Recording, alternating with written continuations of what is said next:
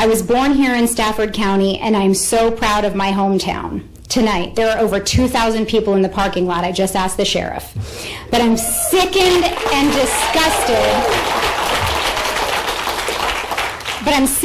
disgusted at my home state.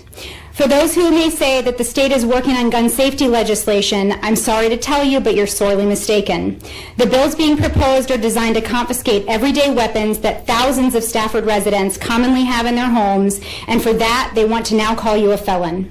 And if our police don't want to enforce this crazy legislation, that's okay. They have a law now to propose legislation to fire them. Instead of focusing on increasing mental health funding in Virginia, in which we rank some of the lowest in the nation, they want to punish lifelong law-abiding citizens. My neighbors, my family, federal government employees, mothers, daughters, fathers, sons, educators, and worst of all, our law enforcement will be so overwhelmingly negatively impacted by this hysteria from our General Assembly that they are creating. They want to punish you and me and take away our right to protect ourselves and our families. They want to change the way our fantastic sheriff's office has interactions with our residents. Instead of being able to stop by someone's house to serve basic paperwork, they're turning these situations into a potentially deadly encounter where the homeowner has to fear if our police are there to take away their guns. I'm a gun owner, not a radical or a right-wing extremist. I'm certainly not a backward survivalist barricaded behind my door with rifles at the ready. What I am is a 6-year United States Marine Corps veteran, a graduate of the Virginia Military Institute, class of 2014, a law-abiding citizen, a taxpayer, and a Virginian. In 1,000 years, I never expected Virginia to be like this. Law-abiding citizens have been smeared, blackmailed, and threatened. Virginia has always been at the forefront of fighting for freedom and against tyranny. But who is more radical? The citizens of this state who are doing their democratic duty passing these resolutions, or the administration who has threatened to mobilize the National Guard and threatened consequences to the counties who pass these resolutions?